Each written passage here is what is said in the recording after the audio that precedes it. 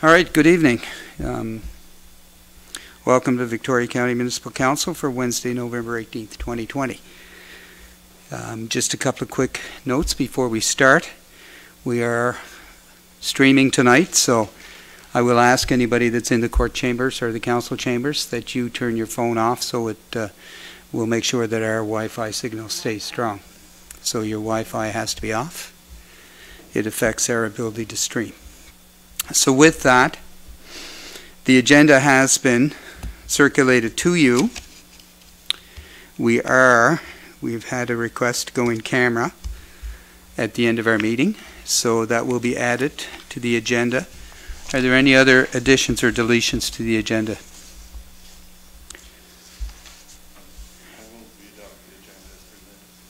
It's been moved by Councillor McNeil, seconded by the Deputy Warden, that the agenda is approved as circulated. All in favor? Aye. Contrary minded? Motion is carried. The agenda is approved. And again this evening, as we are opening a new council session with some new council members, we certainly want to reflect our welcome to our two new councillors this evening, Jackie Organ and Barb as well. So welcome, and we look forward to working with you over the next term. And with that, we're going to open our council session. We have a presentation tonight by Matt and Diane Hart, and they are representing the daycare. I'm not going to do my Gaelic this evening. I'll allow them to give the proper name for that facility. So we approve the agenda. So we'd ask Diane and Matt to come forward. And it's Ty Curran. Sorry. Thank you very much. Ty Curran Daycare Society. Thank you. Ty Curran Daycare Society. So your presentation, thank you for coming to council. Welcome. And you have a presentation that you wish to do, and we'll let you proceed with that, and then we'll open it to questions. Well, I thank you for having us. We are greatly appreciative to be here tonight. I want to give you an update on terms of what occurred from our last meeting. So for those who weren't here and in attendance, our previous council session, we requested a letter of support. The letter of support essentially allowed us to present to the province Victoria County as being in need of a daycare. Formerly, it wasn't assigned that particular designation. So with you, along with other community leaders, businesses, we were successful in obtaining the Strategic Growth Initiative Fund, and that fund was in the amount of $100,000, and that essentially kicked off the process. So,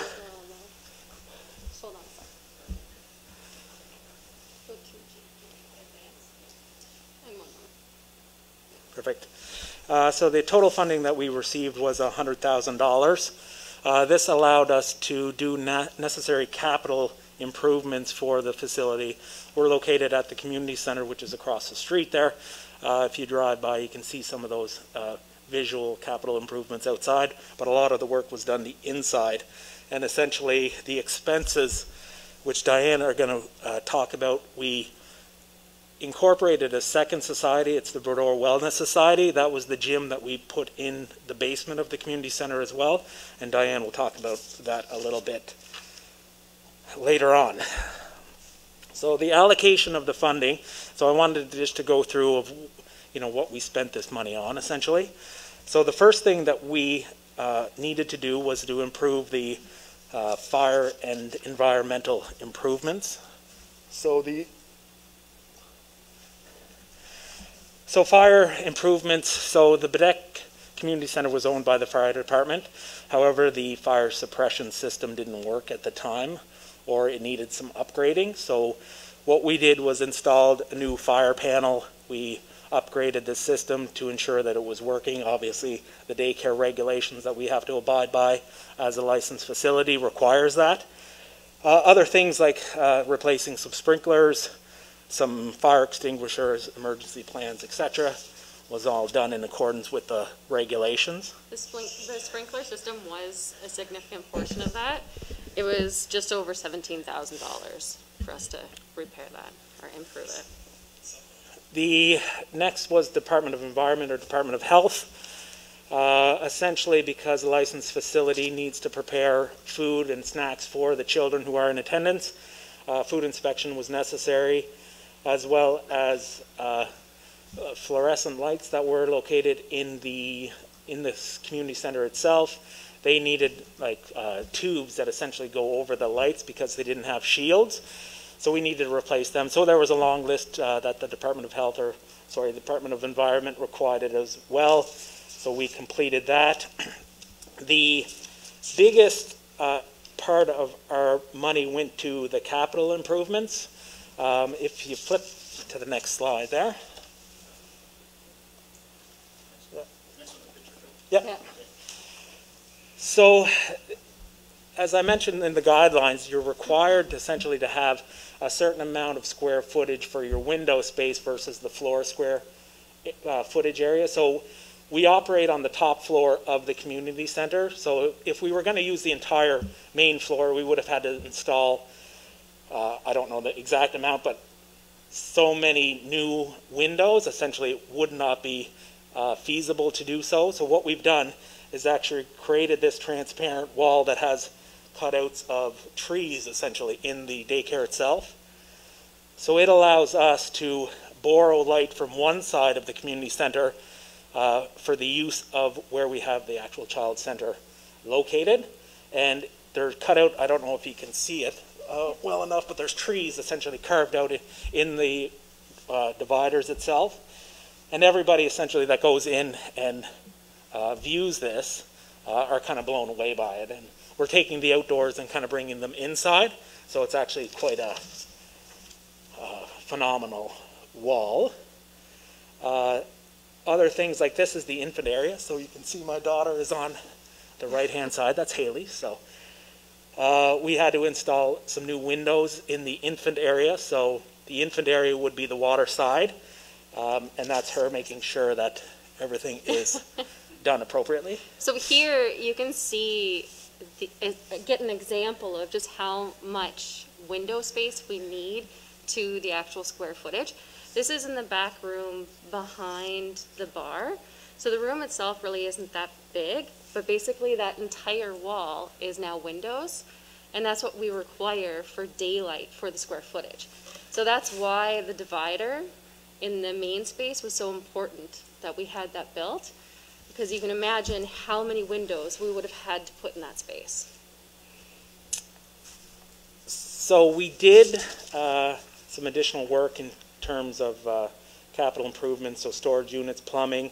We needed to hand washing stations at each, for each room, so the infant room and the toddler room. Construction, removing walls essentially to make sure that we could borrow that light that I mentioned earlier. We did a lot of painting, the outdoor area that I mentioned earlier as well. And not only improvements for the daycare center itself, but in that work that was being done, essentially we've discovered some of the issues with the building itself. So there was actually an old HVAC unit in the building, but the holes that were in the ceiling were never covered up for insulation wise. So we actually had our contractor rectify that, and we're hoping to save about, he said 25% of the heating cost. So hopefully we can reduce that as well, because oil is our biggest expense for sure. And the next funding, the bigger area was furniture, equipment, and toys. That was about 16%. And the furniture basically indicated like the tables, chairs, bench, storage units. That was all done by Henry Krieger, who's at a Middle River, Perla. That's in, I'm sure you know Henry.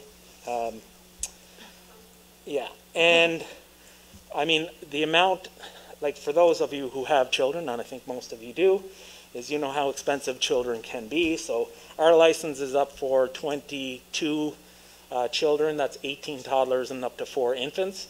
So we have to ensure that it's adequately supplied.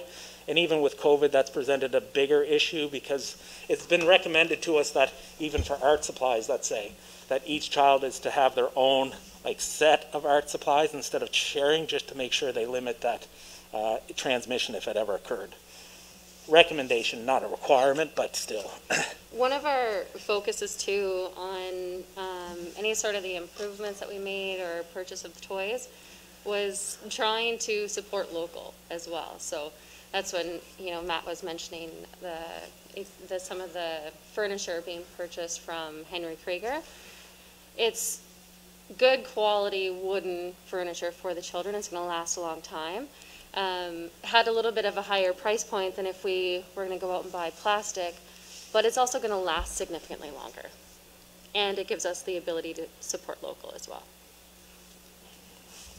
So if you want to flip it there, so that kind of leads to the overage, but so all of the work that we had done allowed us to open on October the 7th, so we've been in operation since then. So I'm going to turn it over to Diane to speak about the numbers part. So Matt kind of took you through essentially everything that we had to do to get our license. Now, from the time that we took over the community center until the date that we opened, October 7th, we had the cost of maintaining the building. So the total cost of maintaining the building during that time was $19,361. That consists of insurance and utilities. So regular liability insurance, director's insurance, heating, power, and internet during that time.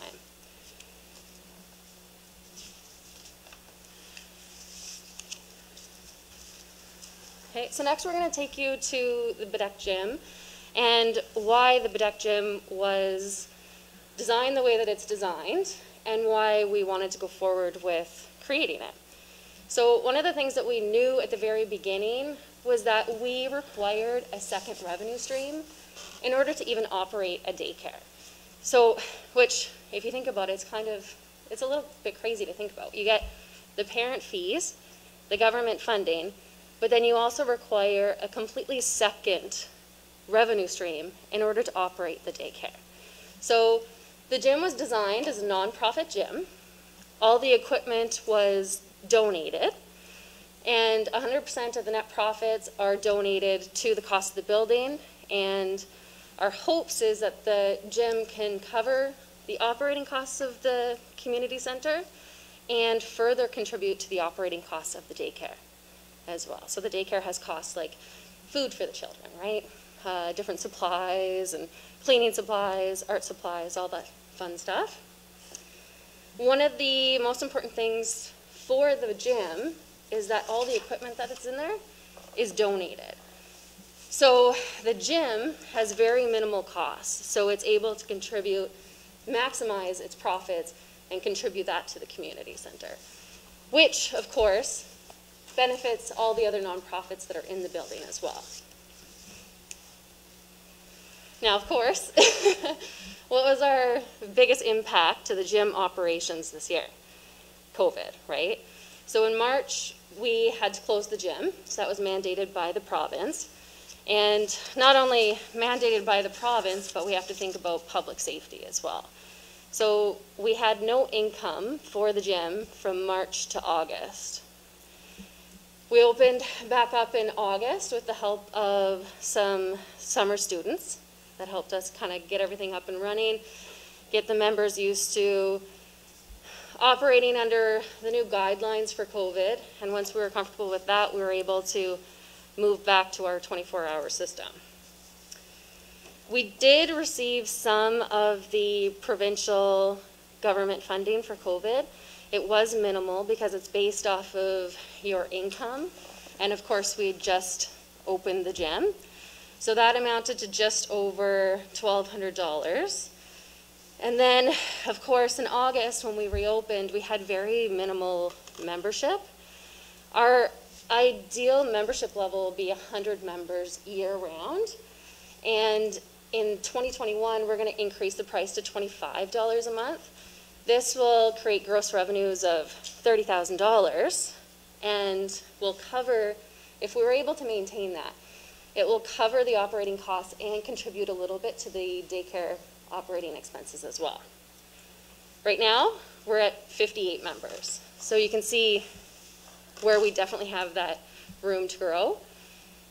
At the beginning of the year, I think we were up to like that January to March period. we were up to 211.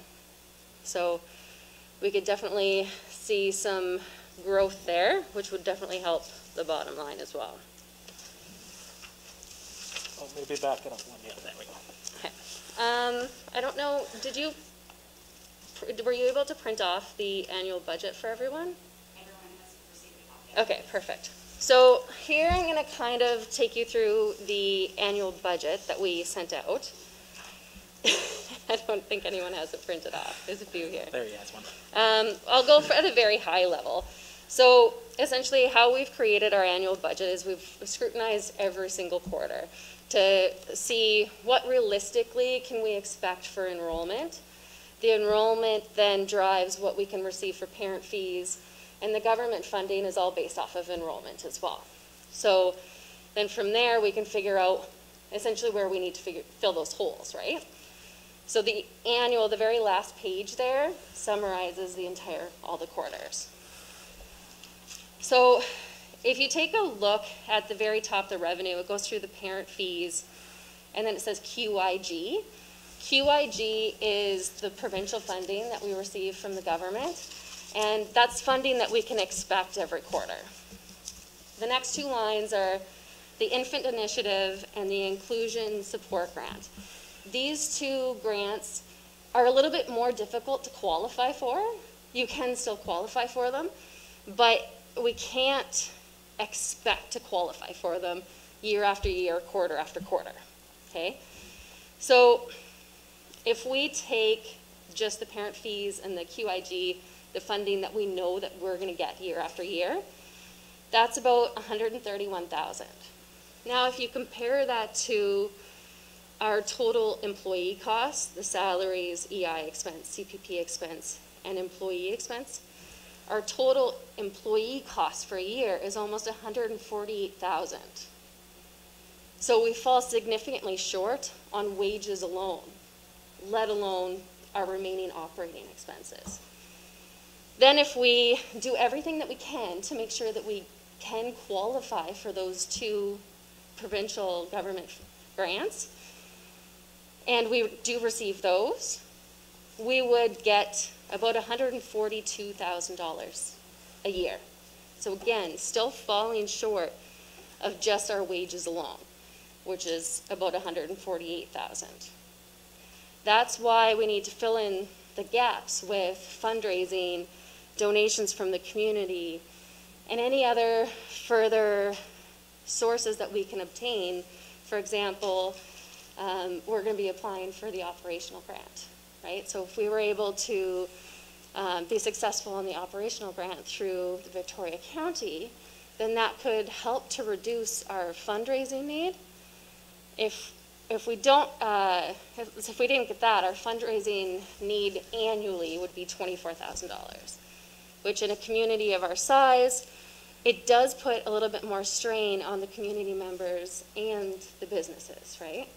I think that it would be doable, but we also need to think about coming back out of COVID and the impact that that could have on our community members and businesses as well. So essentially you can see that from the budget that there is a significant need to find other streams of revenue. This year for the gym, I'm being a little bit more conservative. So I'm estimating about $20,000 for the first 4 quarters of operating for the daycare. With that being basically about 60 members right now, and then trying to get up to 100 come January, March, and then trying to maintain that through the summer. Okay. Some of the things that we essentially have no control over. The parent fees. The government stipulates the amount that we can charge parents. So, and if we go over that by more than 10%, the government funding is actually clawed back, and we could actually put ourselves out of the running for that, for the government funding as well. They also stipulate what we receive in the government funding, right? They tell us the wage ranges that we need to provide to the employees, which is our biggest expense. So we have a lot of limits on what we can bring in for revenue, but then we're also limited on what we have to pay out. And that's what creates the biggest constraint in our budget. One of the biggest frustrations in trying to figure out our budget was that we could not get an answer from the provincial government what that funding would be. So we didn't actually know what our operating budget would be until after we were opened, submitted our applications, and received the funding. That's when we actually received the documentation to show how it would be calculated.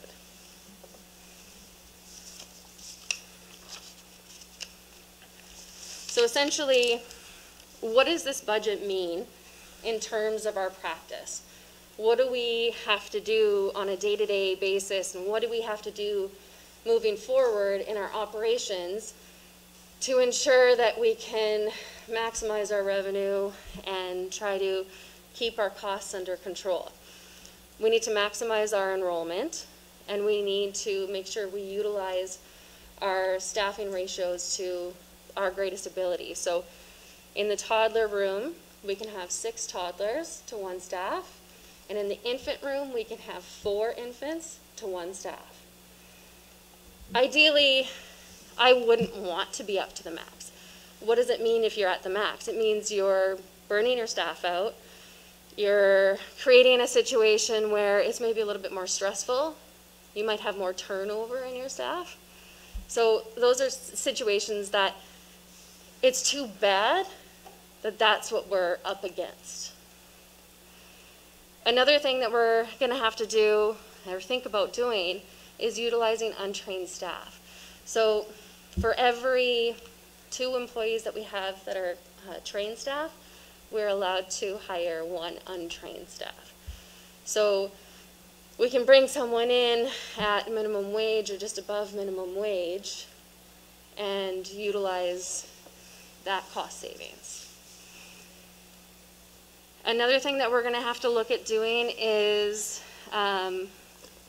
waiting until our wait list is full for that next employee before we actually bring that employee on. That means that, unfortunately, families that want to get their children in and might need that childcare right away, they might be in a position where they're going to have to wait a significant time until there's enough children on that wait list to warrant bringing that next employee on.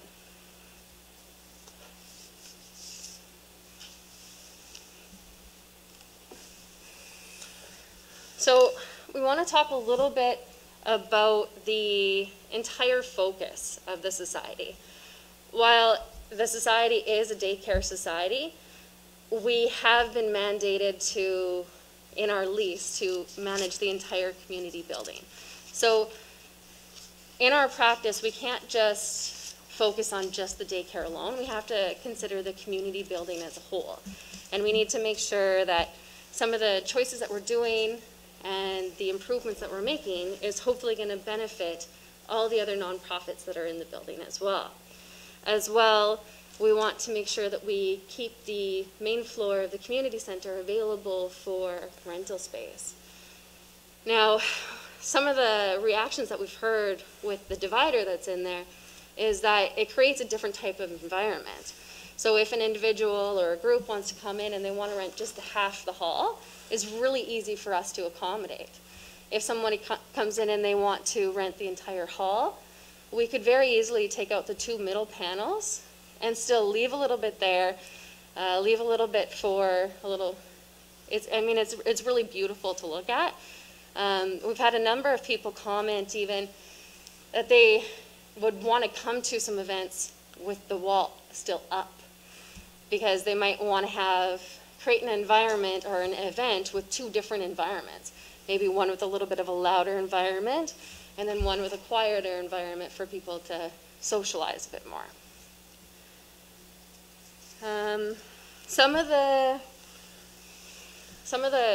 desires that we have that we would like to do for the community center down the road are things like on the main floor, we would like to create another accessible exit. So right now, in the case of an emergency, there's just one accessible exit. Ideally, we would have another accessible exit in case of emergency, just in case one was blocked, right? That's when we applied for the accessibility grant, that was one of the things that we tried to include. And unfortunately, we only received about 1/3 of what we applied for. But that's something that we could also go after year, and maybe just try smaller projects each year to try to improve certain aspects of the community center as a whole. And another thing that's kind of on our wish list, and probably not in the next foreseeable future, but hopefully within the next 5 years, would be doing something like heat pumps in the community center.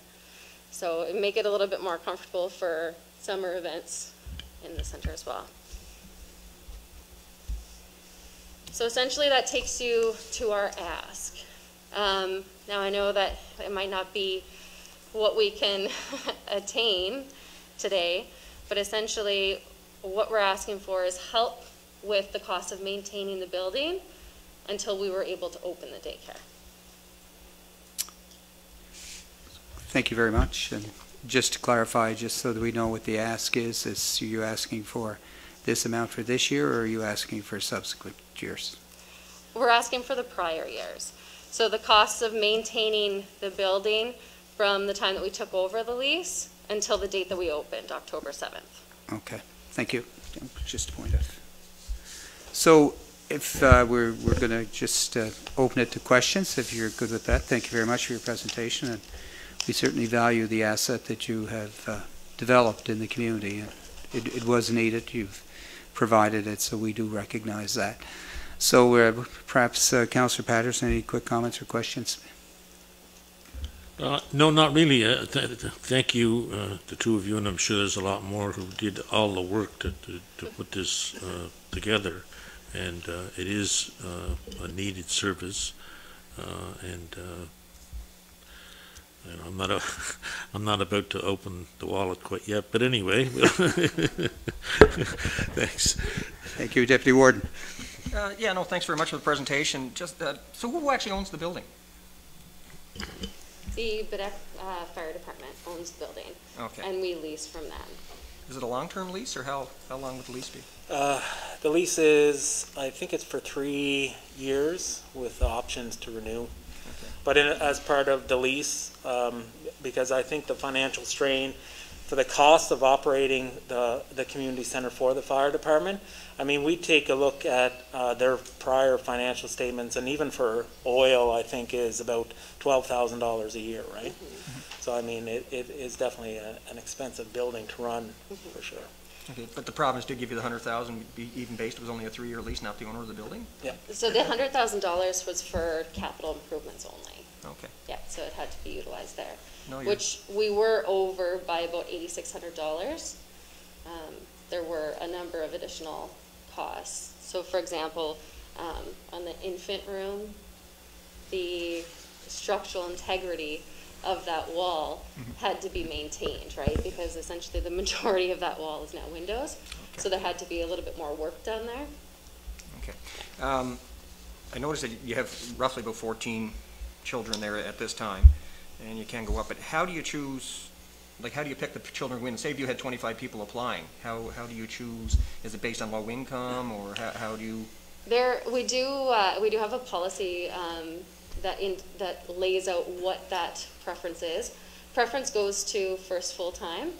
If there's any, like one of the other preferences is staff members. So if they're employed with the daycare and they require childcare. I don't remember offhand what some of the other preferences were there. It's also on a first come, first served basis, right? So if someone comes in and they want a spot, it'll be filled.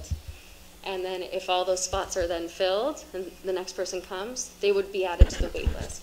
And the wait list, they'd be added to the wait list dependent on the date that they applied to be added to the wait list. Okay. So. Okay. You don't have anything in for rent, so do you pay rent? No, we don't pay rent. So the agreement is that you look after and maintain the building? Correct. Yeah. Okay, no, that's... And that was, so, like, you have to also think, the fire department does a lot for the community, right? Yeah. So The lease kind of does a few things. It takes a financial burden off the fire department for having to maintain the building. And it also results in more time for our fire department to focus on other areas. They do a lot for the community, so it allows them to focus on those other aspects as well. So even like the renting of the community building, we're managing that now. Managing that for them, stuff like that. Okay, no, I worked it out. It comes out to about 15,000 per year per child, so it's quite high. So what is your catchment area? Like the 14 you have in there now, what area would they represent? Like where would they be from? I guess, is it just from mainly Bedeque? Is it outside Bedeque? No, I know it's outside Bedeque. Yeah, honestly, I don't even really know. As a board member, like there is that division in the operations, right? So we have a director that is in charge of the operations, and as a board, we're a governance board. Okay. So we can't just walk in there Yeah, and okay. see the documents. So I don't know exactly where they're from. Okay, thank you very much. Appreciate But it. our surface area is definitely all surrounding areas, surrounding. right? So, Yeah. and that's important that you guys know that as well, so that can bring to your constituents. So if you're traveling to work, I know people from Marguerite go to Sydney, right? So if somebody from Marguerite wanted to utilize our service, then, we would all be open to that for sure. You say that's the only daycare in the area. Is there no home daycares in the area, or Unlicensed daycares, I don't know. even offhand. licensed daycare? Because I know we do have a number. Well, I can think of 3 north of Smoky. There is, the only other licensed daycare is in Waikagama. That's, I know Port Hood, they're opening. They got the $100,000 funding as well through this strategic growth initiative, but they're still yet to open, so. Okay, thank you very much. Thank you, Deputy Warden, Councillor Organ, and just in the interest of time, I'd keep an eye on the clock. So. Thanks for the presentation. I have no questions. Larry asked one of the questions I wanted, so thank you. Thank you, Councillor. Councillor McDonald. Thank you, Warden. A great presentation. Wonderful to see the amount of work that was put into the initiative there. Just curious, what's the cost per day for one child? It depends. It depends on the child itself. So if you're in the toddler room, so that would be 18 plus. It's $32 a day, and the infants are $41 per day. And that can change if you're in Inverness County. That's a different rate. If you're in CVRM, that's a different rate. So we're kind of restricted to what we can charge parents based on those numbers. And parents have the ability to apply for subsidy as well. So if their family income is below a certain threshold, they can apply for that subsidy. In talking with the government consultants, there's actually a lot more families that qualify for the subsidy than the families actually realize. So that's something that we've tried to encourage people to look into. Even if they think they don't qualify for it, they should be looking into it because they may actually qualify. Right. It appears that your wages are exceptionally high, Yeah. and the insurance, Yeah. So. which is a big problem with a lot of, I know, in my district. Yeah, so the wages, like that's set by the government as well.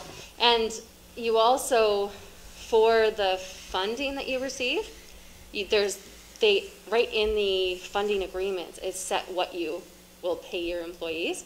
So an employee that's a level 1 ECE gets $15 an hour, level 2 gets $17, level 3 gets $19. And then you have to have a director on top of that as well. Correct. And just lastly, when you say level 1, when you said earlier in the presentation, hiring someone at minimum wage, Yeah. are they So not? they would be uneducated.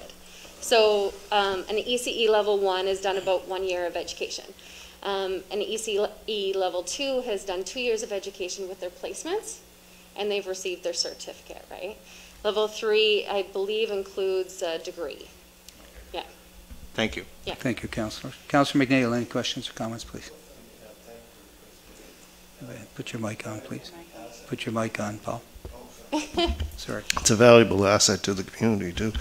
But just to make clear, right now, how many children are registered right now? So right now, it's actually like if you go under the quarter 3, so our average daily in the toddler room is 7, and our average in the infant room is 2. And I think literally tomorrow, one of the infants is aging out. Oh, okay. So. And one other question, like right now, because of the registered children, how many staff do you have on right now? So right now, and originally what we had hired was 3 ECEs and 1 director. So because we were in the toddler room, we were literally just over that ratio. So the ratio is 6 to 1. And because you have 7 in that room, we have to have 2 employees over in there. And then in the infant room, we need an employee over there. So that's 3 employees.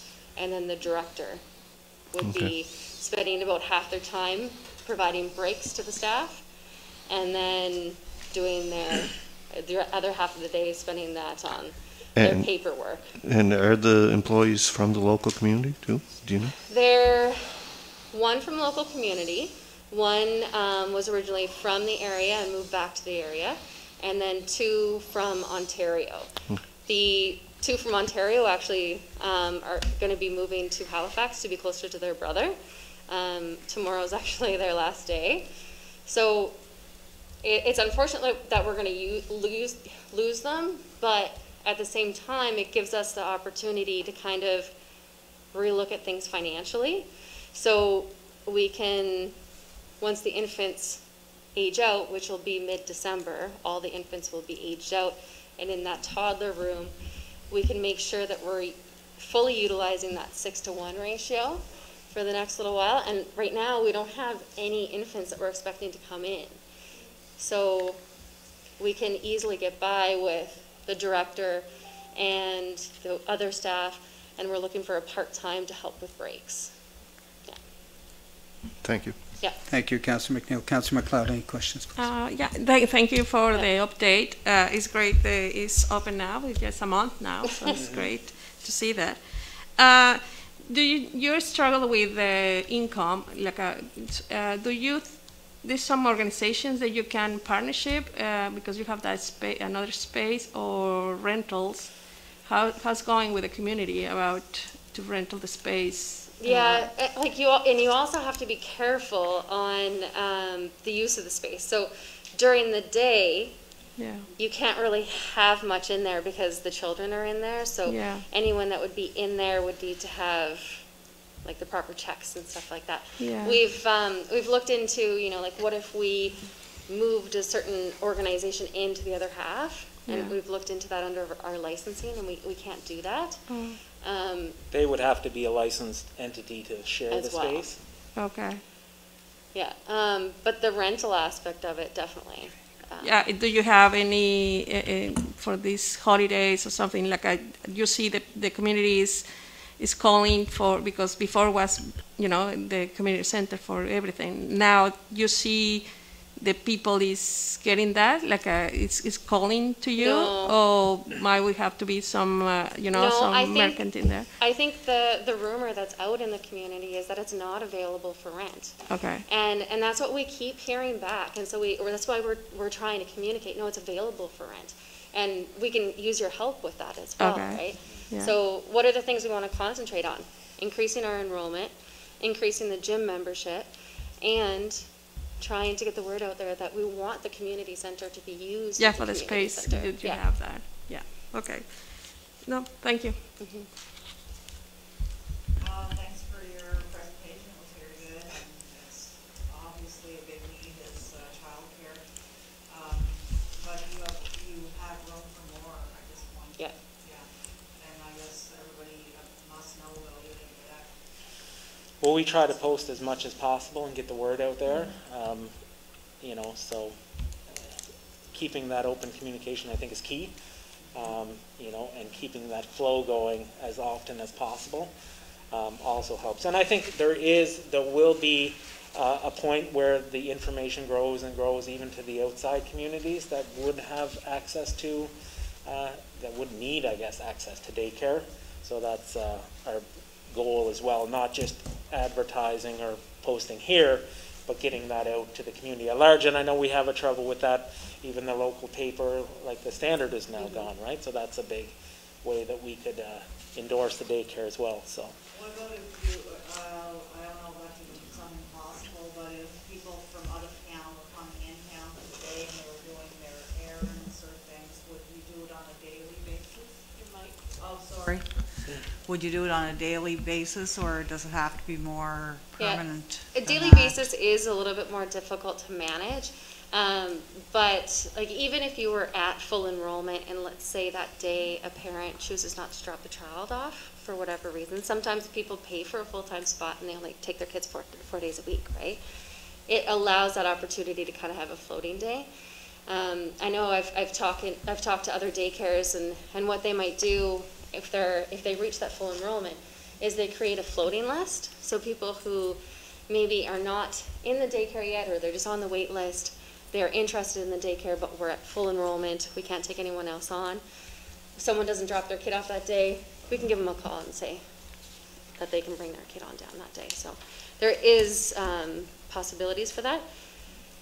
I know, like we've kind of bounced around the idea of like, what about tourist season? Like, is there anything that we can do there? There's some concerns right now during COVID, having a larger number of children in contact with each other. After COVID, that wouldn't be as much of a concern, but it would be something that would be pretty difficult to manage. Yeah. I'll spread the word in my area anyway. We encourage like part-time individuals, like if someone was needing childcare 2 days a week and someone needed 3 days a week, we'll then partner together to create that full-time spot, right? That's another thing that we encourage as well. Thank you. Thank you, Councillor Longa. Just as it is a financial ask, I'm going to ask the CAO if she has any questions. Thanks. Well, I could refer to the CFO who is here also, but I'll handle this one. Okay, so the 19,361 is prior year's deficit to cover? So that is the operating costs that we incurred on the building. So essentially we weren't operating, we weren't really bringing any income in during that time, but those are the expenses that we had. Okay, but your financial statements show a surplus of 83,000 at this point? The year to date, that's the surplus. So that's because that's the $100,000 that we've received. That's Right, being in there. Okay, but you've spent that?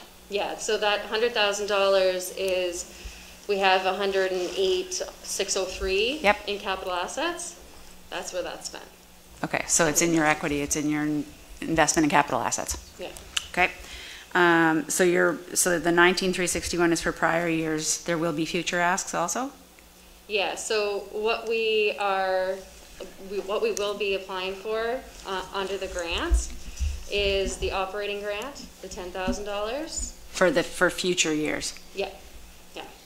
And then the $8,600. So the provincial government gave us the $100,000. Yeah. Our total capital assets are $108,603. So we're going to ask for the Okay. $8,600. And my last question, and I've had this question since I've heard that this was going in there, and it might have to do with the structures of it, but like there's a day camp down the road, and 5 buildings down the road there's a daycare. So we have 2 buildings that are being operated for childcare, and so there's 2 heating bills, 2 maintenance bills. So That's what we looked into, because that's what we were thinking is, well, what if we approached Bold and asked them to move into our building, right? We can't do that because they're not licensed.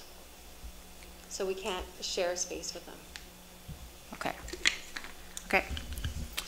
Thank you. Yeah. Thank you very much. And just as we wrap up here, I just want to be clear, because we wouldn't make a decision on this tonight. This is a financial ask that will be considered at budget deliberations. So I just want to be clear, I guess, on 2 things. I know your ask is 19,361, so I guess if I were to summarize it, that's for 2019, 2020, and 2021. Initially, that's what you're asking for this evening. Because you had mentioned it was from when you took over to the building, and you have a 3-year, I think, lease on the building. Am I correct on that, or if not, please correct me? Yeah, we have a 3-year lease. The period would be up to October 7th, 2020. When did we first obtain the lease? I think September 2000. No, it was November, that's when it was signed. November 2019. Okay. Yeah. Either way, I would, in regard to it, I'd like you to clarify that and send that to us so that we both know what the ask is. Clearly, if it's 19,361 prorated over 30 months, then we know what we're dealing with, so that when we sit down and do our deliberations.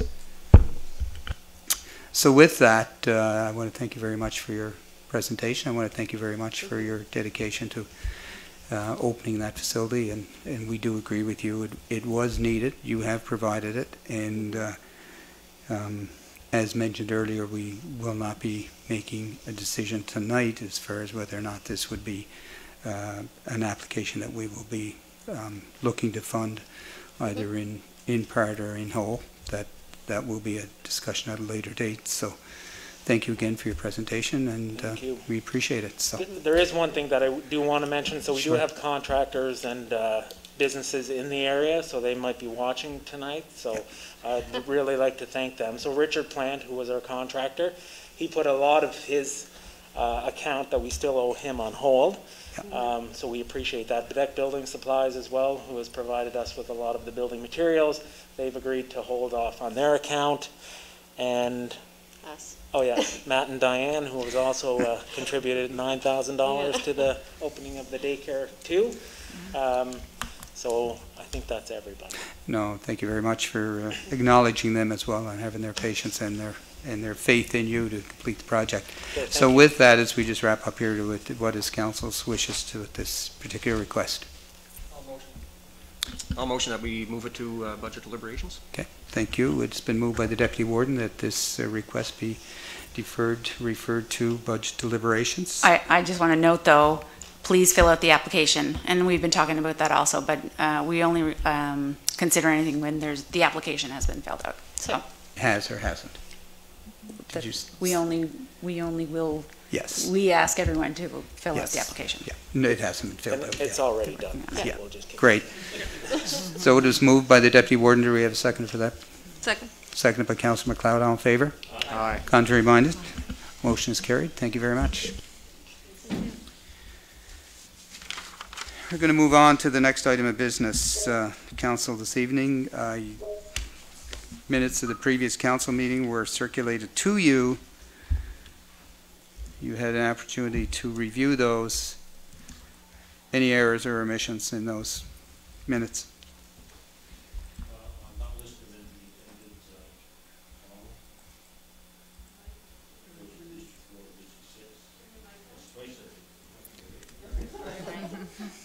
Councillor, would you put your mic, turn your mic on? Would you turn your mic on, please, Councillor? Yeah. So there was a correction that you weren't listed in as an attendee. In the and presence, in the We can attendance, yes. confirm you indeed were here. So. That is one correction. Any other corrections?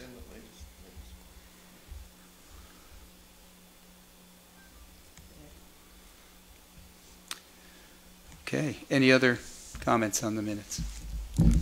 We have motion to accept those minutes with the noted correction.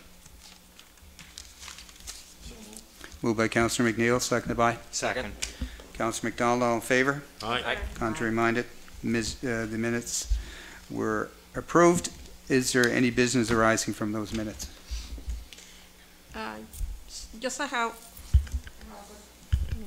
a question about the Sea-Doo and the helicopter air space. I was asking if they can just research or Yeah. just get it through. So I just want to know. Yeah, I'm looking into that If with they got it. Transport Canada. Okay. I've searched, I've asked around to a couple of other municipalities, and I didn't get anything back from them, but I'm going to go to Transport Canada next. Okay. Thank you. Thank you. Any other questions or comments in regards to old business or business arising from those minutes? I just have a couple of things. What's that? Sorry. Old or new? Old. Okay. Yeah. We, in a couple of council sessions ago, I can't remember how long ago it was, but we did a commercial district development improvement bylaw, and we've done at least one reading of it. I'm hoping we can bring that back and do a second reading and a public hearing related to that, because I think that's important to get that going. So we will be sending that out again to council with new council members also, so that we can get a public hearing on that. Also, in the last little bit, we've been pushing for residents to sign up for the Voyant app. The Voyant app is good for anything municipally related.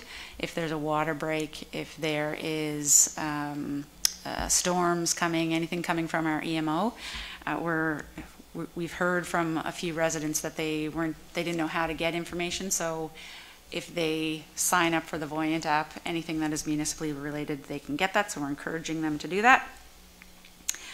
Just want to talk about, at the last meeting, we talked about the tourism rebate application that's available for tourist accommodations. And we weren't sure how it was going to work, but it's a 25% rebate for tourism operators. And we kind of felt that it went against what we were putting in place with the property refinancing program. However, it's been clarified that tourism operators can apply for it if they have paid their taxes in full, or if they have a repayment financing plan in place with us. So it's good news for the tourism operators. So that piece was added onto that. Just wanted to let everyone know. Question? Yeah. In regards to that, who's actually covering the 25%? Is the province covering that? The province will cover the 25%, and they'll actually pay it to us. Oh, perfect. So it will come down and reduce the amount of anyone that, well, I guess they'll pay it to us if it's part of the repayment plan, but it probably goes back to the tourism operator if they paid their amount in full. Yes, okay. Good. Anything else? That's it. Thank you very much. Any additional questions or comments? We're going to move on to new business, and we're going to turn it over to CEO.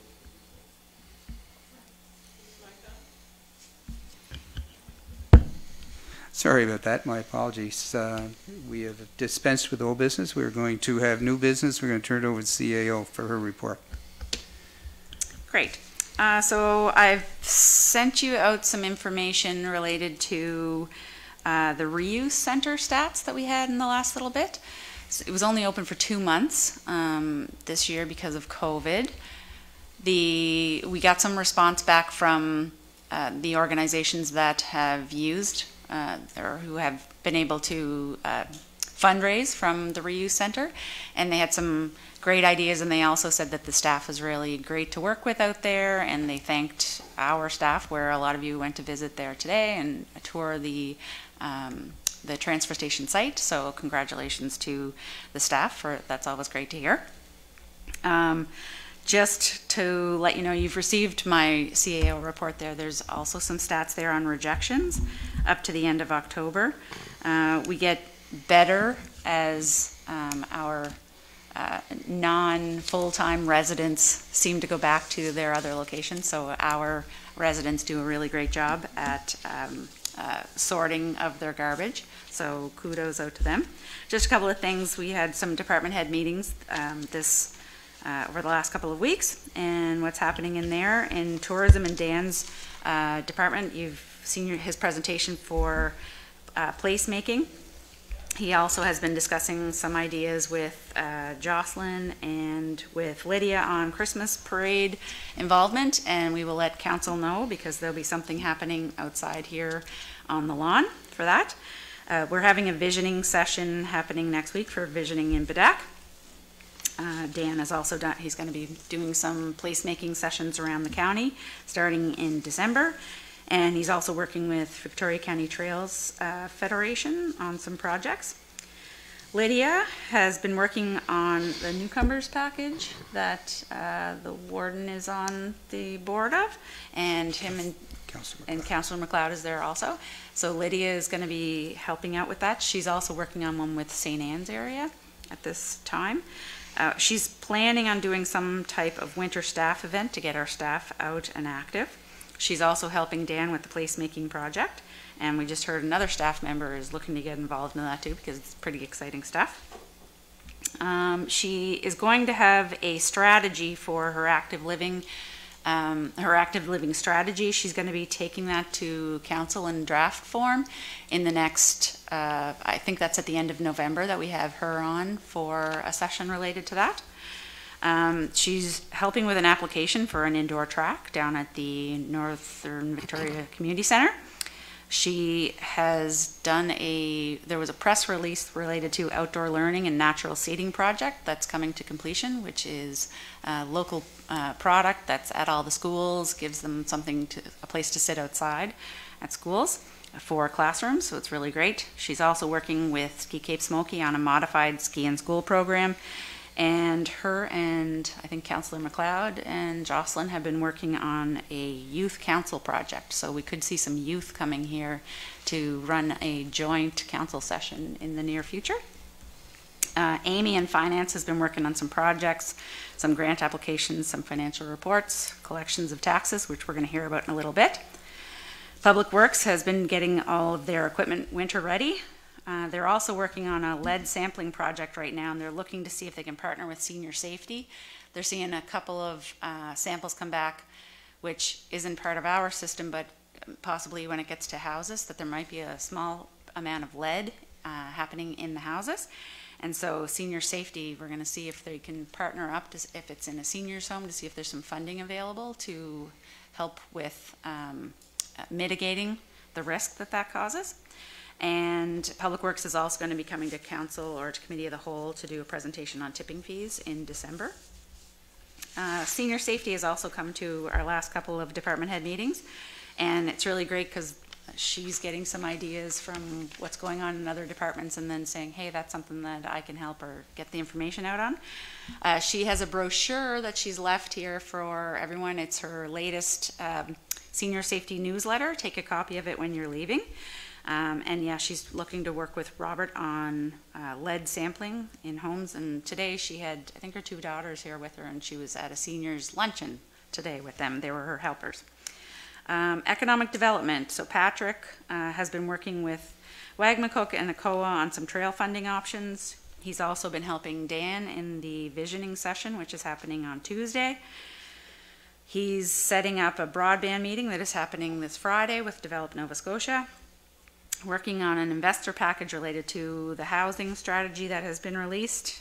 He's been doing some site visits around the county and counseling on winter business, which also ties in with tourism and development and trying to get businesses winter ready. And he's also going to be planning some business roundups around the county over the winter season also. A couple of other things. We have been in the process of doing a land use bylaw for Bedakin area, and we haven't adopted the terms of reference yet for the Planning and Advisory Committee for there, so that is something that we're going to have to do. So we might need a motion for that in a little bit.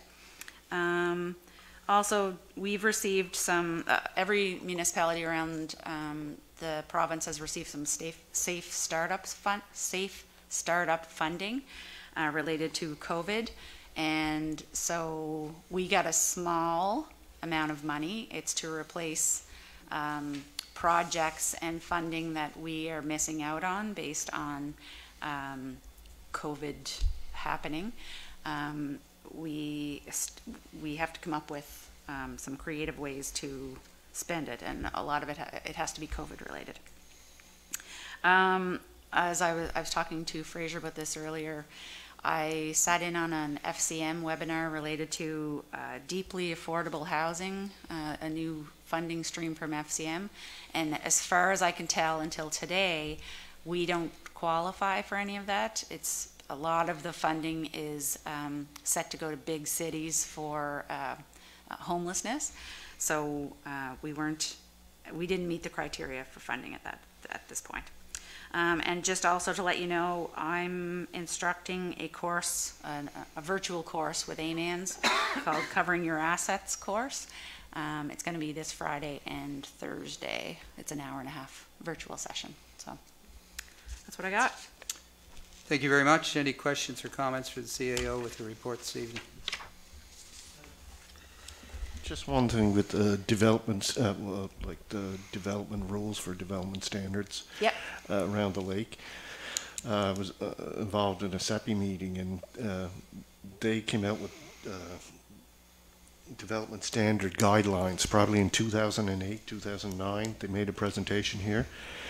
They are updating that, but they would like to take part in a session with the county about development standards around the lake. SEPI? Yeah. Yep. So they're looking to schedule a meeting with us at council. They want to do a presentation. Just ask them to contact Leanne and we'll schedule them in appropriately. Thank you. Any other questions or comments? Councillor MacLeod. Just that you covering your asset is for the council too, or it's just regarding? No, it's just for the staff. Which one? The course. The course you did. I think it's just for staff, but I believe there's still a little bit of room there. So if you're interested, it's on internal controls related to running of the organizations. It's probably not going to be that exciting.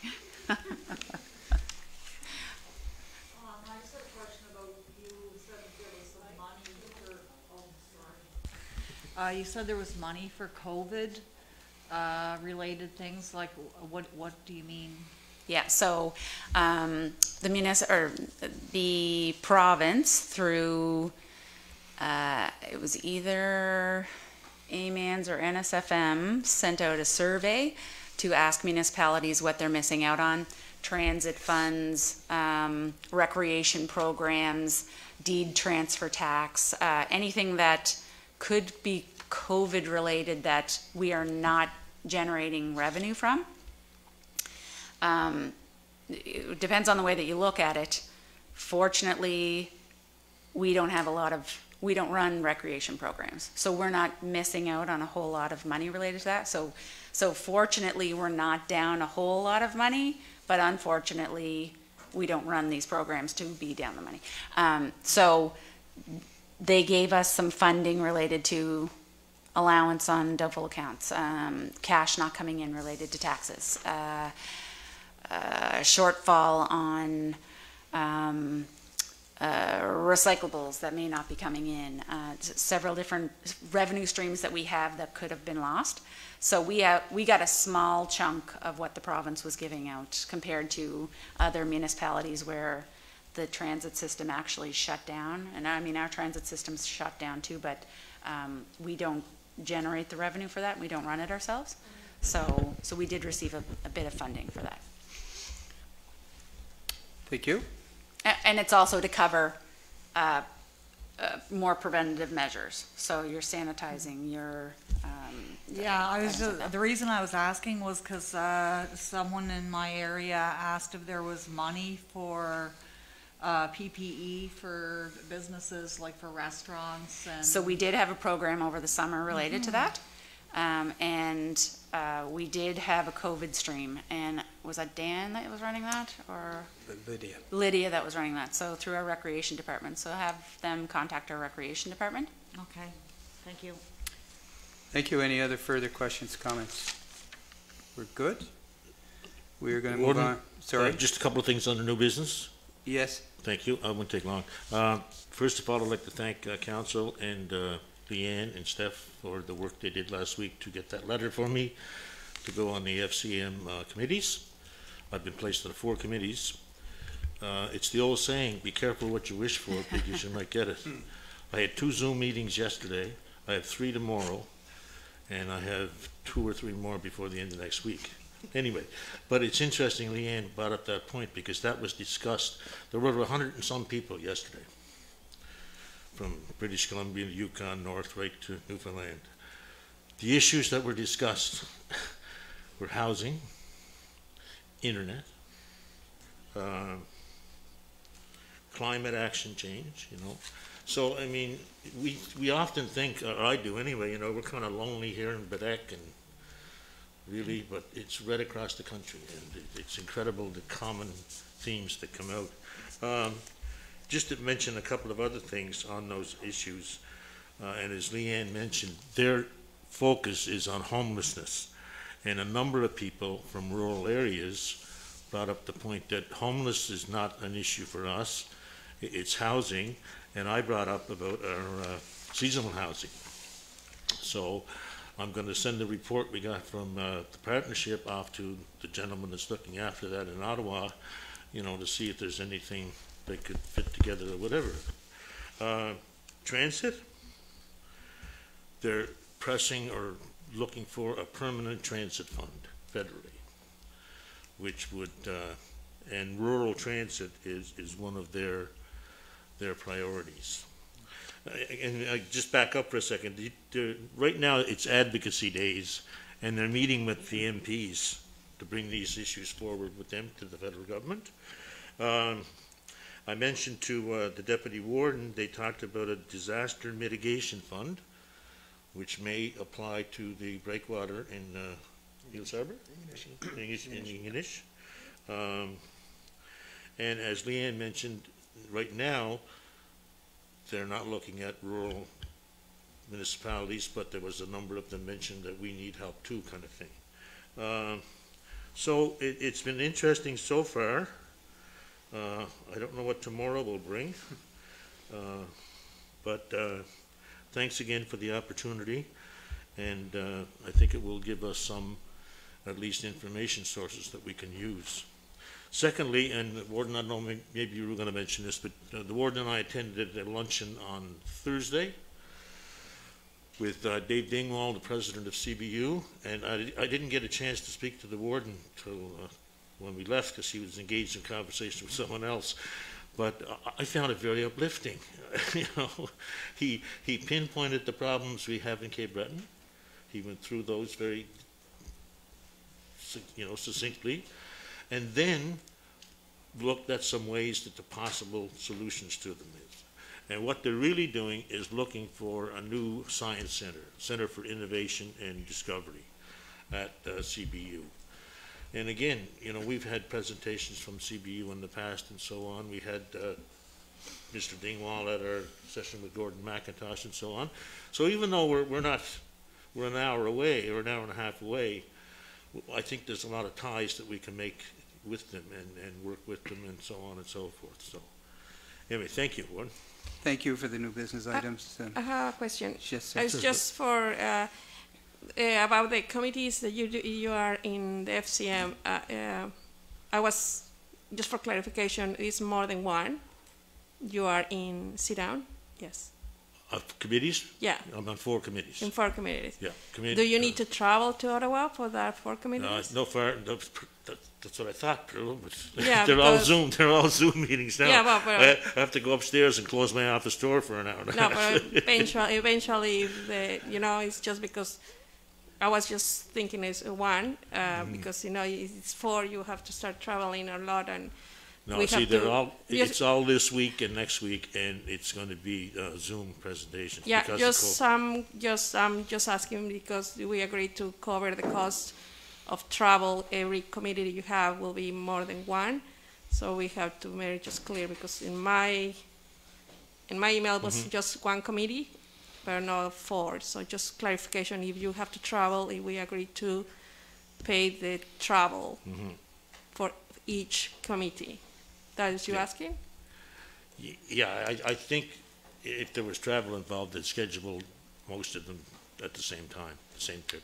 So that's a yes? I don't know that for sure. Traditionally, that is the way I said the Yeah, FCM, yeah. and if you go to a meeting, you cover those 4 meetings at that Day or one, two, whatever one the need visit. was, Yeah. So municipality will have to cover that. Yes, when they have their meetings, Oh, it's usually FCM cover. 2 days. We would be required to cover the travel, but generally you'd go for 2 days. You attend each of those committee meetings while you're there, and then you return. Oh. So it's not 4 different trips No. to Okay. Ottawa No. for 4 different. So will you cover the travel from my living room upstairs to my office? No. Oh, yes, I guess we could. Yeah, there's not much travel. Amy, can we handle that? Well, the taxpayers, no? Thank you. No, and thank you for applying, and congratulations on Yeah, being thank you for the successful. So, clarification. yeah, very good. And I do know, following up with your comments about Cape Breton University, that President Dingwall will be in touch with the municipality. He'll be coming in to do a presentation to council, and as Councillor Patterson indicated, it is a very interesting and a positive presentation that he does. So we look forward to that. So that is new business that has been taken care of. Is there any final comments before we move on? We're going to ask for a taxation update, please, and that's going to be provided by the CAO. Yeah, so I actually was surprised to get this information today, and it was not because Amy was able to provide it, just the numbers that came out of it. So as of November 18th, our total outstanding is 1.998 million compared to 1.943 million this time last year. So it's only $55,000 higher this year than it was last year.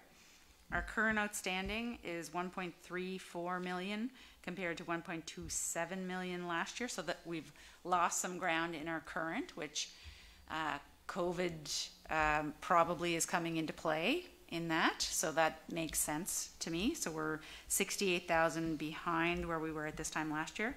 But in our arrears, we have outstanding of 656,000 compared to 670,000 at this time last year, which means that our collections are going really well on our prior years, on our prior year's collections. So our staff deserve a lot of credit for that, especially during these trying times right now. So I was certainly pleased to see that. I'd like to see it in half of that number, but we're working on it. So.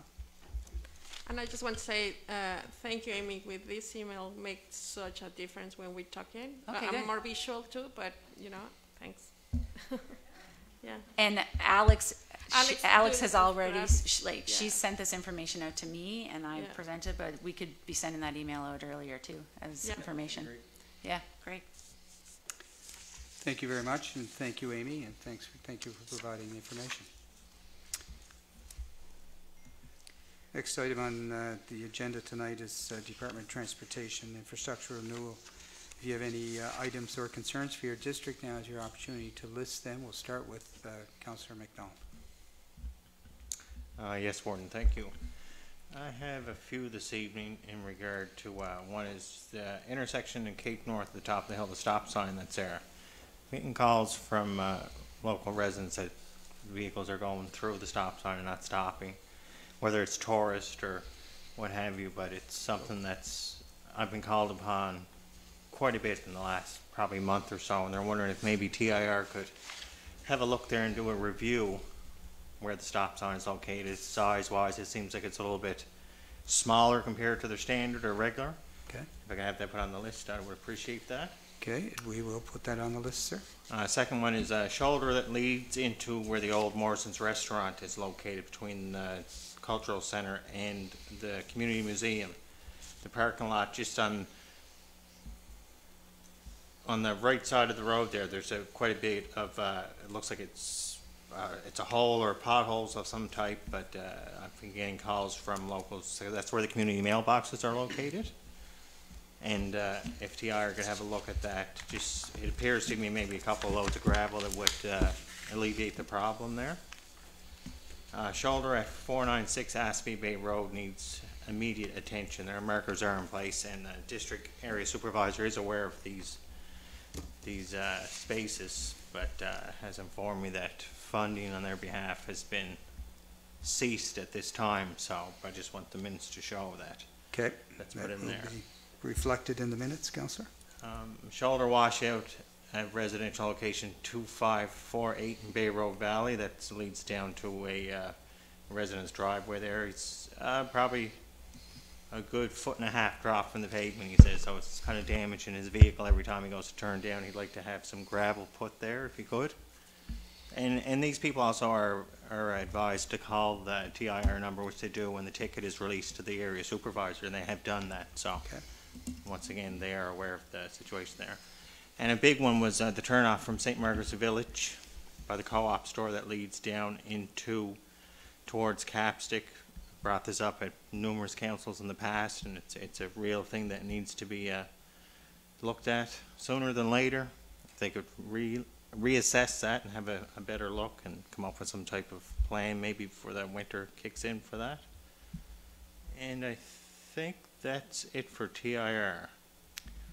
Thank you very This much. evening for District 8. Thank you. From District 8. District 7, Councillor Organ. Have to be patient with me, I'm new at this, so. I will get civic address for you later with what I'm going to talk about.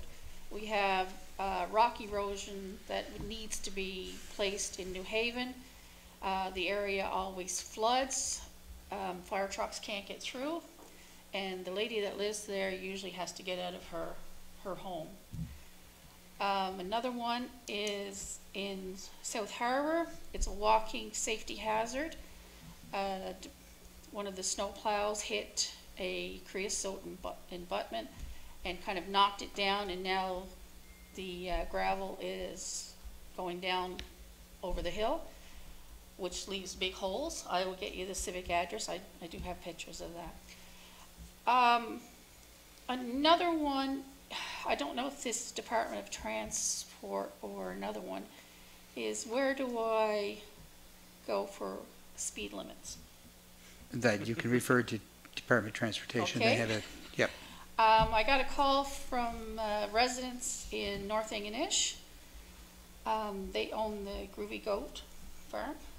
They're very concerned because they have almost witnessed a few accidents this year. The speed limit is 70 through there. They would like, and other residents would like it lowered to at least 50 because 50. it is a residential area. Okay.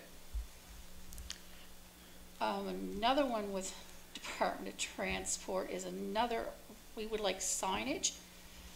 I've talked to the Cape Breton Victoria Regional Center for Education, Tara Gaskell. I was supposed to meet with her yesterday, but she didn't call me. About a bus stop. I don't know the signage, what signage or who puts it up there. We're getting cars that are passing the school bus at a bus stop in Niels Harbor. And the parents are very, very concerned over this. We even have one parent that's going to start standing in the middle of the road, which is a safety concern again. So, yeah. With that. And that's all I have on, so far, on the calls for Department of Transportation. Well, you did very well. Thank you. Good. So, yep.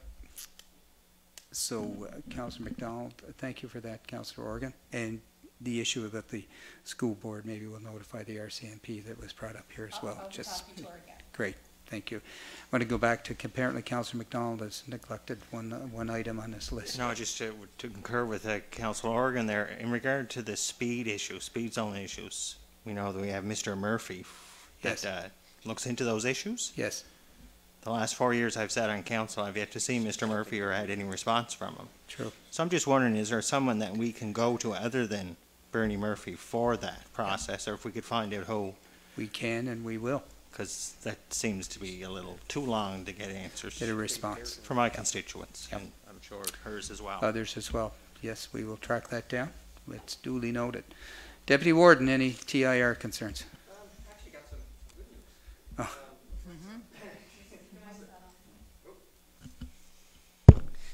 Yeah, some good news. We had a meeting, I guess, roughly about a month or more ago with Steve McDonald and I think it was Jamie or whatever from Department of Transportation. And he gave some excellent information about how he works through his process. And one of his recommendations was that instead of coming to council and putting all our complaints and sending letters, email them directly. So that's what I've been doing in the last month. Everything that came up to me, I've done two things. One is I've had the resident call the 1-800 number to create a ticket. And then I've emailed both Steve and the area supervisor and a report that I've never seen stuff happen so quick in my life. It's actually been perfect. It's been really good. I have no complaints. Everything's been looked after, so I have nothing for tonight. But I'd like to see from the county is maybe we can use social media to get it out, because I know myself, 70–80% of my calls are usually about transportation, and we really have no authority over it. But if we can do some media, maybe to get out the 1-800 number and explain that when you do that, a ticket's created. Because the biggest thing that's, when I have 4 or 5 people call me with the same problem, I call, they have one issue. Right. Where we had all 4 or 5 call to win a number and create a ticket, it puts a lot more pressure on the supervisor and the manager to get the work done. But I don't think people realize that. And so, like I say, I've been getting people to call the 1-800 number and do an email, and it's worked amazingly well. So Good. I'd like to thank Steve McDonald and Nelson Dixon in our area for helping out, but I've been very impressed with that, and hopefully we can push it forward and maybe have a little more action on the part of DOT. And that's Good it. news, Thank you. and I see our communications person taking notes up there, so duly noted, and I'm sure if we can publicize that number, we will, and we'll get to that. Just to add to that, I think the 1-800 number is important too for winter works too, for plowing, because we get a lot of phone calls on plowing, and basically we just have to call Steve McDonald. So. Thank you both. Councillor Patterson, anything this evening? I'm going to follow the Deputy Warden with another good news story. For those of you who have gone to Sydney lately, past the Cedar House, up to past the Patterson Road, you'll notice the bushwhacker there taking all those stumps down. I nearly went off the road when I saw it, first of all. But anyway, I think the Deputy Warden is correct. We do get through to them sometimes, and the work gets done, which is great to see.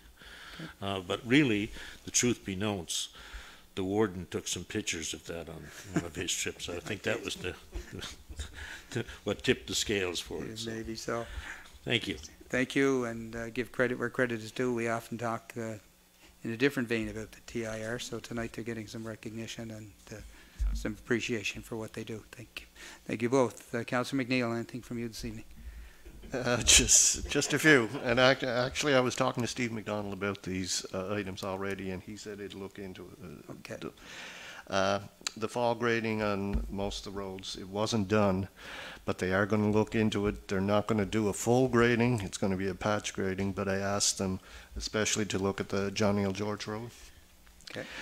And good news, the Red Point Road and part of the Bear Glen Road is being re-graveled in the gravel program. It's going to be nice. So, also ditching on the Peter McLean Road, he indicated that there is RIM money coming through for that next year. But I asked him if he could look to see if he could do a little bit of ditching, because it is dangerous in the wintertime with water going down onto the main road. And the Jamesville Gypsum Road problem that's been there the last 5 years, it's getting to the point it's going to cave in pretty soon. It's a major job. They are looking at funding for next year, but for now they're just going to do a patch job before the winter time. So that's it. Thank you, Councillor. Councillor McLeod, any issues this evening? No, just like Deputy Warren, just email and use the supervisor email and the 100. Just to put in the minutes, because this is addressed with them, I put Westside Big Bedek Road, they can put it in a RIM program, and Big Bedek Road to the capital program in the list, just Okay. to do that. The West Side Bedek Road. Yeah, Westside Big Bedek Road. Okay. Yeah. Thank you. Thank Put you. on the list. Councillor Longva. Lots of road issues in my district. I don't know, there was so many. I'm glad that they're paving on Kelly's Mountain now, but South Haven is really bad. And there was a terrible accident, which I'm sure the state of the roads contributed to that.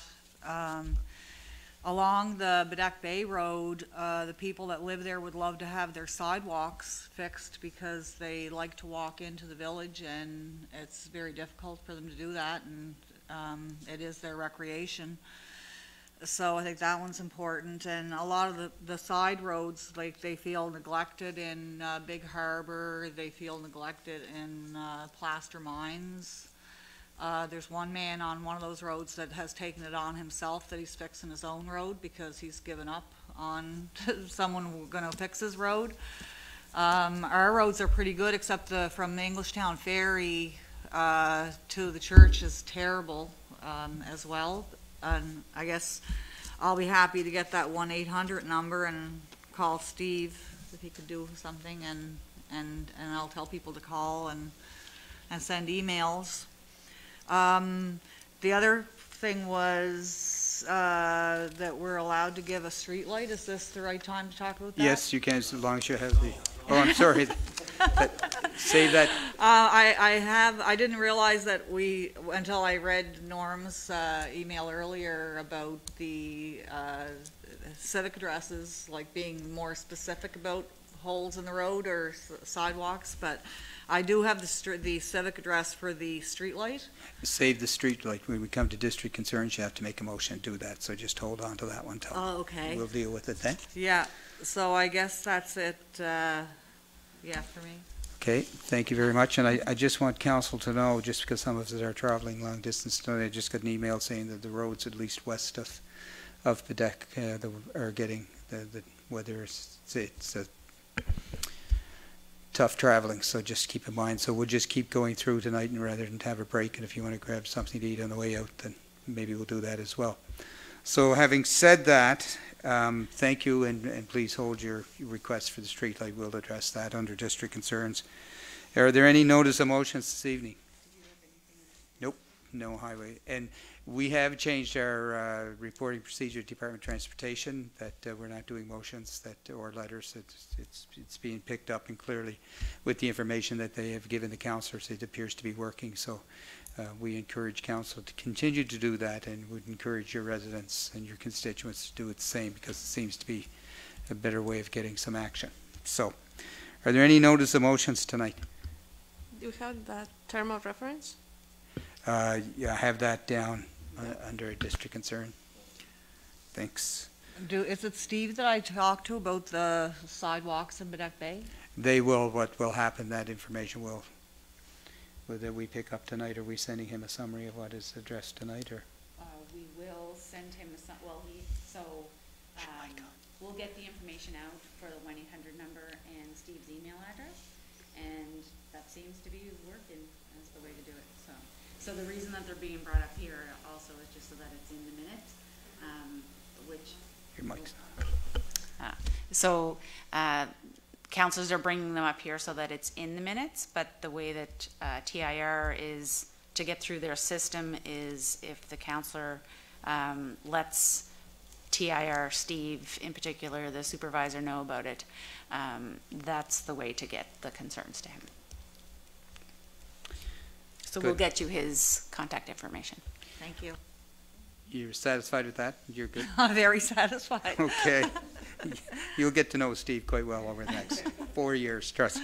Yes, I know him already. Good. We're going to, any district concerns, and perhaps Councillor Longlow, we'll start with you, because we know that you have one. And Yes, yes, I have, someone would love to have a street light at 1783 Bay Road. And do we have a seconder that's in the form of a motion? That's seconded by the Deputy Warden. All in favor? Aye. Contrary minded, the motion's carried. Any other district concerns this evening?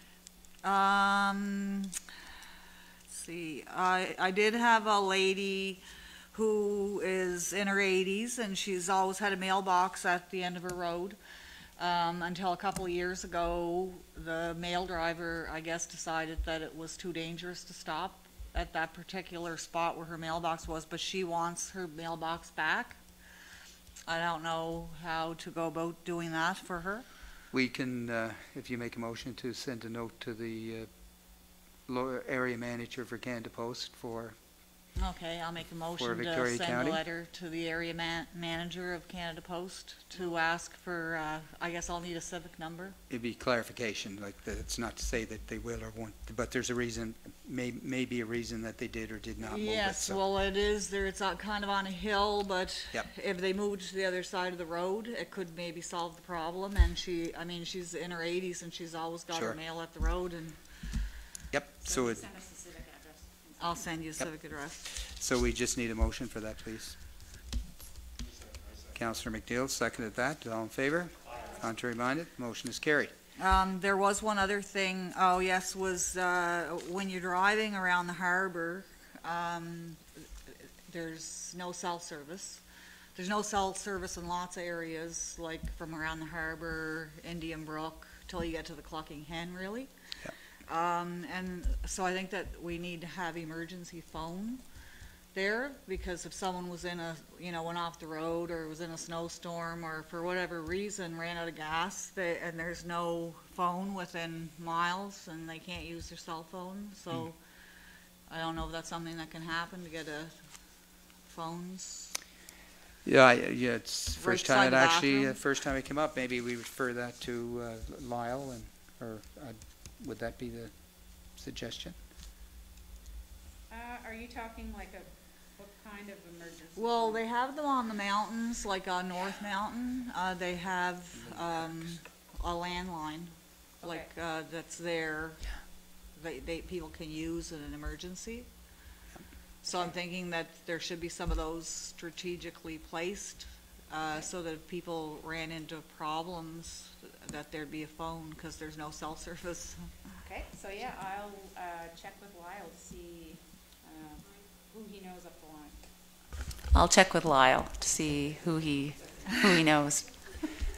See if we can get some And so we emergency wouldn't phone. need a motion for that because it's being directed to staff to look into. So, anything else, Councillor?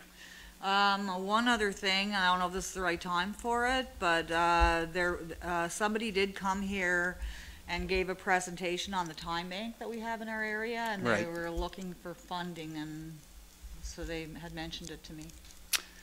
So they would, like we mentioned at the prior presentation, they should fill out an application. Oh, okay.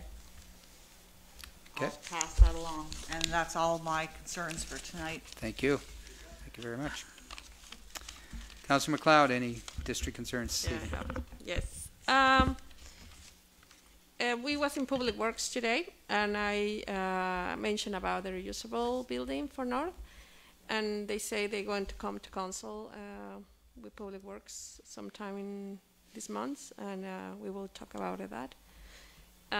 And about I just wanted that in the minutes. We talk about the research, about the hazard materials too. So we talked to Robert, and he's going to check it out and see how we can have something about it. It's around funding, and we have to put a special spot there for that. So he's getting many requests about that. So it's something that we really need.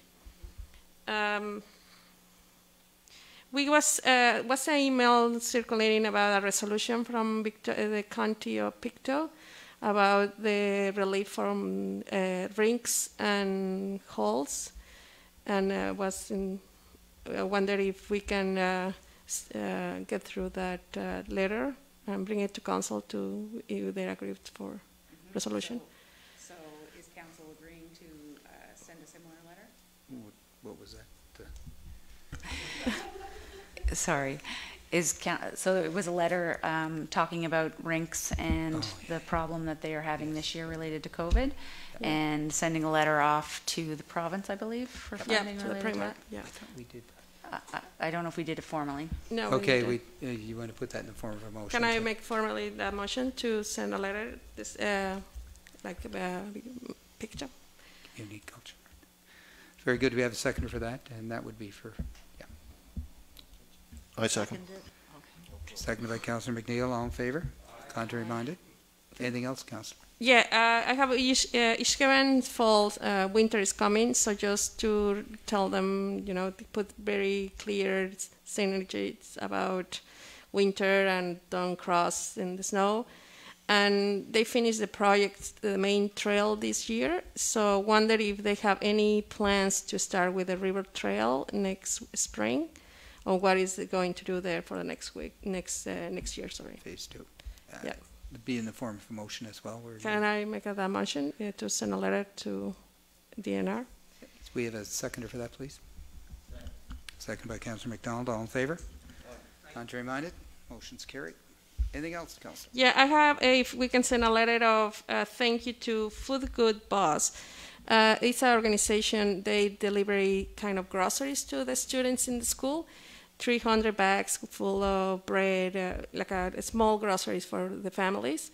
So I just would like to say thank you. It was appreciated for all I have the information there. I will give it to you.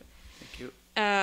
The another is, you see in the news about a jaw, it was in a fisherman fish in Big Bear Road, in Big Bear River, a human jaw. So sounds like we have a cemetery in the Glen, so it's washing out all the cemeteries. Yes. So we don't know if the jaw is for that, but it sounds like. So the people was contacting me, and they say about the breakwater is gone. So I wonder who will be in charge, or if the staff can figure out, search who will be department, heritage, about cemeteries, or we, like a county, we have to do because it's going to wash everything, so. I have a feeling that Councillor McGuinness brought that up in the past also. He was saying about cemeteries just for the maintenance, but this is really, the cemetery is here and the river is here, so they're washing.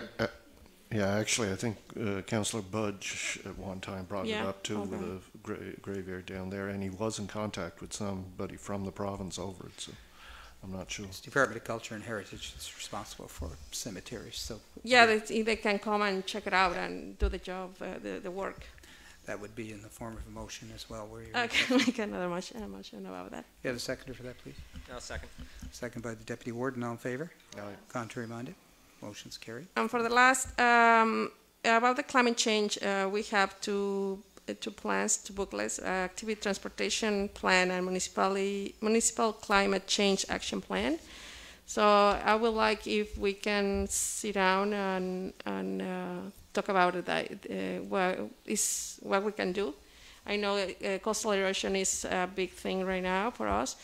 And after I'm in the FCM climate change workshop, so it's a lot the funding and a lot the tools we can use right now, and people is in with this situation, so we couldn't make started rolling about climate change. So Okay. I would like to sit down with the staff. Thank you. Good. We will. Thank you. Thank you for your concerns this evening.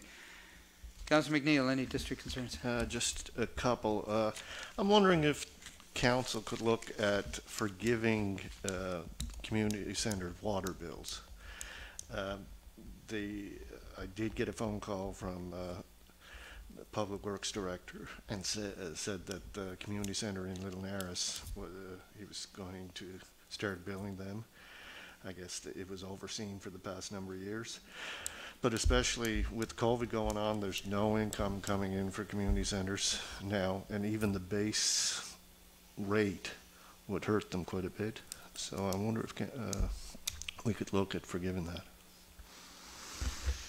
So our water utility is in a deficit, over $1 million. I'm not saying no, but I'm saying if we do that for communities, we can look into it definitely to see how much it's going to cost. Yeah. But if we do that for community centers, do we do that for all not-for-profits? Do we, how far into this do we go? So we can come up with the information related to the community centers that we have. I think I've asked staff to look into all the properties that right now get a tax exemption from us. Okay. And to find out what the yearly cost would be. And we'll bring that back to the Public Works or the Committee of the Whole meeting at that point. That's great. And it's only the few community centers in the water utility areas, so. Right. Like, it's not all of them. So. Right. Okay. And also, one more thing. I'd like to make a motion to write a letter to the Cape Breton Victoria Centre of Education and the Department of Education concerning busing issue in Jubilee Road. They, at first, they weren't going to go down, I think it was 2.8 kilometers to pick up one child on the road, and it's very dangerous. There's only one dwelling on the road, and in the wintertime, like, there's wild animals and everything. He's 14 years old still, but he's the only one traveling. They did rectify it somehow. There's two classifications of roads on that particular road. H class to about 0.7 kilometers to the house that they have. They realized that they had to bring the bus on a H class road. So now he only has to walk 0.7 of a kilometer, but it's still not the point. They made a policy change just last year about I-class roads weren't going to be bused anymore. They didn't contact TIR about it, and most I-class roads are just as good as a H-class road, so that shouldn't be an issue. So if we could write a letter concerning that. You make that a motion, please. Yeah, I do make that a motion. Do you have a seconder for that, please? Seconded. Councillor McLeod. All in favor? Contrary minded? Motion carried. That it for your district concerns? Thank you. Councillor McDonald, any district concerns? Yes, more than just one. This one actually occurred back in November. I didn't bring it up at last council, and I apologize for that. It's basically I had calls from residents on Fraser Road in St. Margaret's Village where there was a critical incident that occurred there involving RCMP from English Beach and Shetty Camp, where there was an individual who was in the area believed to have had a weapon. And basically the complaint from the constituents is that at no time were they really notified by RCMP that they found it basically on Facebook and Messenger from each other to stay inside their homes. This is what I've been told, right? And they're wondering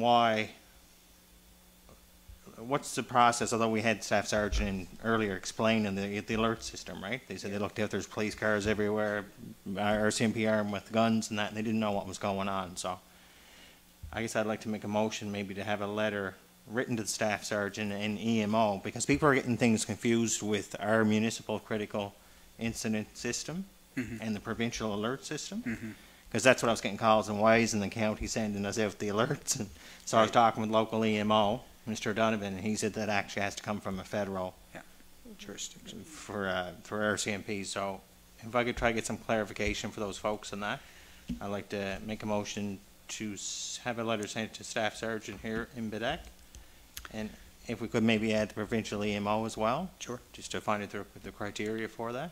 Okay. We have a seconder for that, please. Seconded by Councillor Organ. All in favor? Contrary mind? Motion's carried. That's your district concerns for tonight? That's it, sir, for this evening. Thank you. Councillor Organ, any district concerns? I just have one for Leanne. I'm looking for a children playing sign to put up. If I could get that from you. And that's it. Thank you. You're doing a good job. Deputy Warden. Just one thing.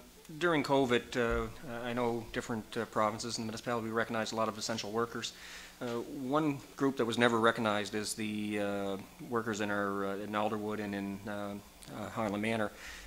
Not referring to Alderwood, I'll let someone else look after them, but for Highland Manor, the staff come up with some kind of recognition program, or I should say the administrator did, to recognize them with some draws for small amounts of gift cards and whatnot.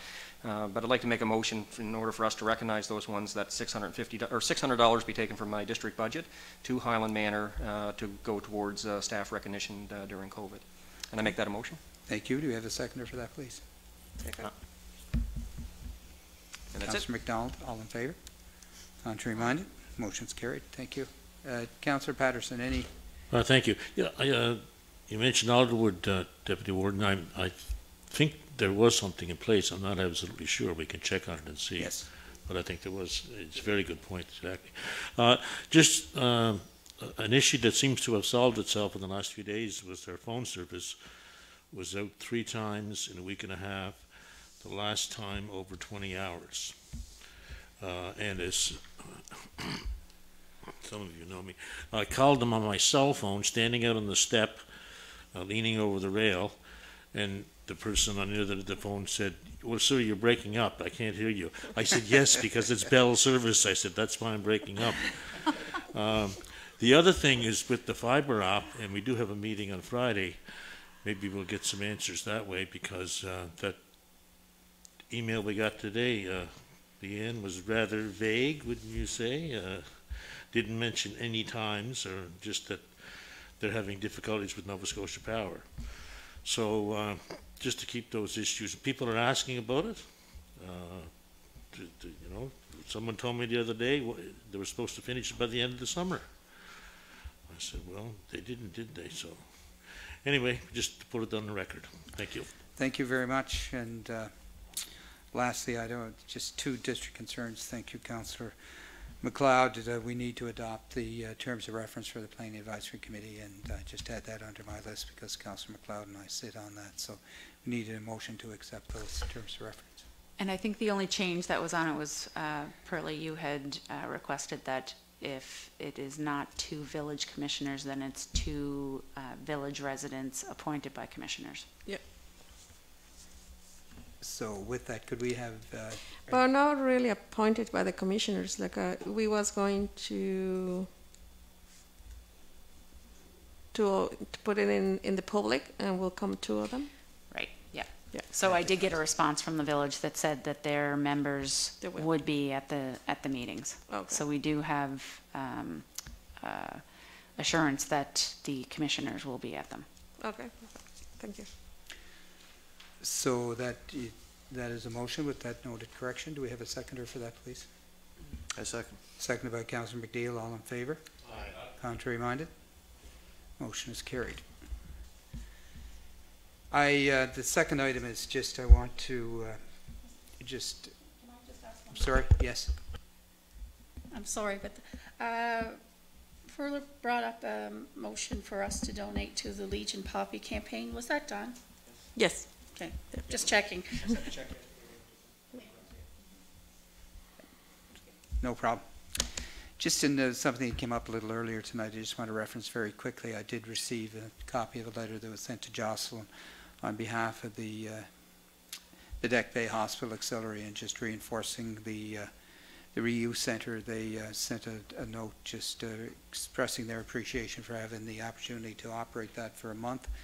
They took in around $1,500, and not only does it save us from having to dispose some items that people can reuse, so it's just clearly indicates that was an excellent program that, as we look forward to moving it down north as well. But, it's being recognized by the community as well as being a great project. So I just want to recognize our staff for coming up with that project and making sure that it is continues to be successful.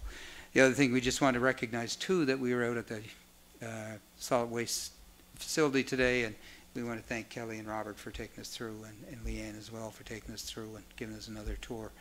For us, it was our second or third tour of duty, but with some of the others it was new to them, and I'm sure they saw aspects of the operation that probably you weren't that familiar with prior to. So if we would just pick up that in the minutes as well. So we're going to move. We also highly recommend any member of the public that wants to have a tour of the transfer station and how your garbage goes from the end of your road to being processed. I think it's really important, and you might look at it a different way after doing that. Thank you. Well, Yes. I just forgot something. They could come into my attention.